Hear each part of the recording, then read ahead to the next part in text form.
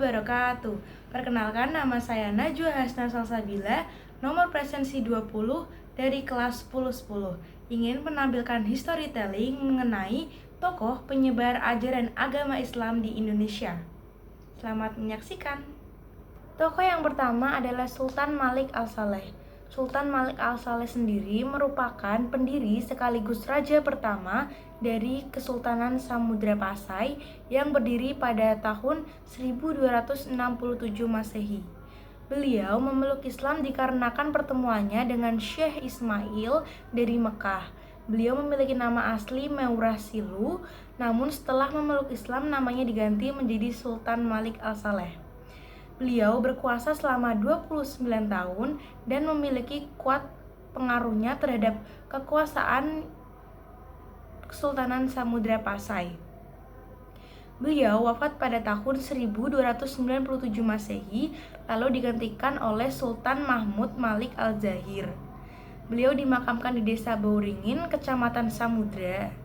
Pada desanya terdapat aksara Arab yang memiliki arti ini adalah makam almarhum yang diampuni, yang kuat dalam beribadah, sang pemeluk yang bergelar Sultan Malik Al-Saleh.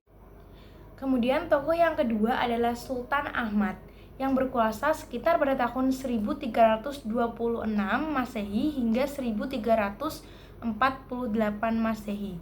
Beliau sendiri merupakan Sultan Samudra Pasai yang ketiga dan memiliki gelar Sultan Malik Al-Tahir II.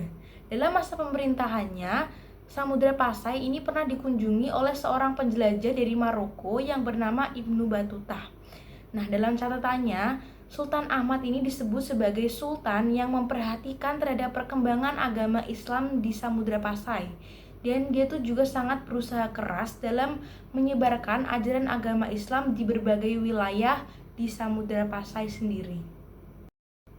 Sultan yang ketiga adalah Sultan Alauddin Riyad Shah yang memimpin sekitar tahun 1538 hingga 1571 Masehi. Nah, beliau ini merupakan Sultan Aceh yang ketiga dan terkenal sebagai peletak dasar kejayaan-kejayaan Kesultanan Aceh. Masa pemerintahannya dikenal sangat kuat karena memiliki hubungan yang baik dengan kesultanan-kesultanan Islam yang lainnya yang ada di Indonesia.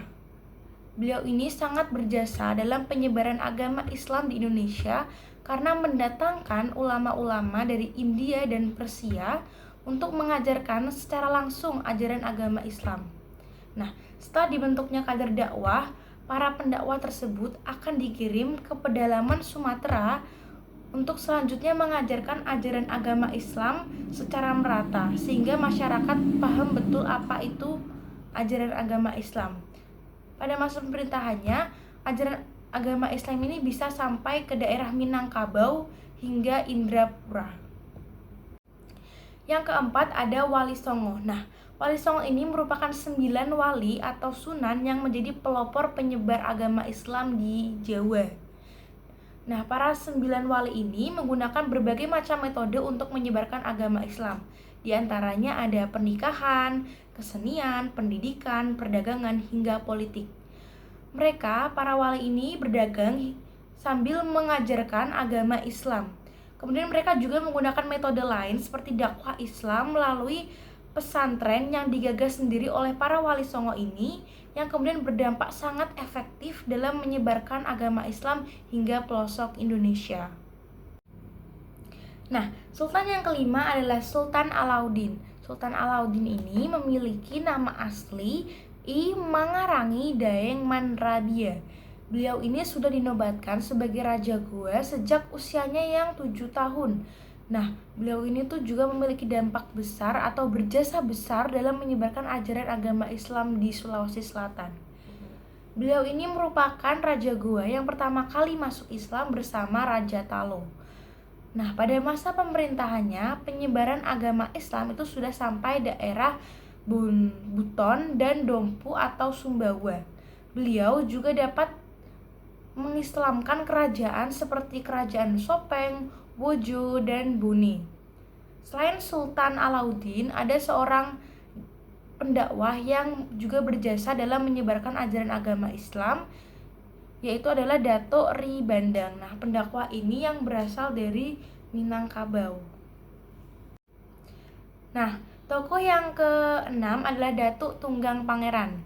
Datuk Tunggang Pangeran ini merupakan ulama yang berasal dari Minangkabau yang berdakwah di Kutai Negara bersama sahabatnya yaitu Datuk Ri Bandang pada masa Raja Aji Mahkota. Nah, berkat dakwahnya beliau, Raja Aji Mahkota ini memeluk agama Islam yang kemudian diikuti oleh keluarga kerajaan dan rakyat Kutai Kartanegara. Setelah mayoritas memeluk agama Islam, Kerajaan Kutai Kartanegara berubah nama menjadi Kesultanan Kutai Kartanegara. Nah, di kesultanan ini Islam itu berkembang pesat hingga undang-undangnya pun berdasarkan pada ajaran agama Islam. Setelah Datuk Tunggang Pangeran ini wafat, beliau dimakamkan di Kutai Lama, Kecamatan Anggana, Kalimantan Timur. Kemudian tokoh yang terakhir ada Sultan Zainal Abidin. Nah, Sultan Zainal Abidin ini memerintah Kesultanan Ternate dalam kurun waktu dari tahun 1486 Masehi hingga 1500 Masehi. Nah, sejak kecil beliau sudah diajarkan agama Islam oleh ayahnya dan seorang ulama bernama Datuk Maulana Husain. Setelah dinobatkan menjadi raja, beliau menjadikan ajaran agama Islam sebagai landasan resmi bernegara, sehingga nama kerajaan Ternate berubah menjadi Kesultanan Ternate. Nah, Sultan Zainal Abidin memperdalam ilmu agama Islamnya di Gresik, Jawa Timur.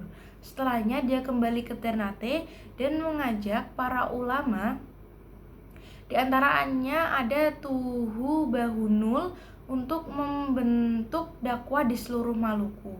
Nah, beliau ini sangat berjasa besar dalam penyebaran ajaran agama Islam. Beliau menyebarkan ajaran agama Islam dengan cara membangun pesantren-pesantren dengan pengajar yang didatangkan langsung dari Jawa. Beliau juga membentuk atau mendirikan Jolebe atau Bubato Akhirat yang membantu para sultan untuk mengawasi dalam pelaksanaan syariat Islam di Kesultanan Ternate. Nah, akhirnya dari gerakan yang dilakukan oleh Sultan Zainal Abidin ini berdampak positif dan juga sukses dan banyak ditiru oleh raja-raja Maluku lainnya.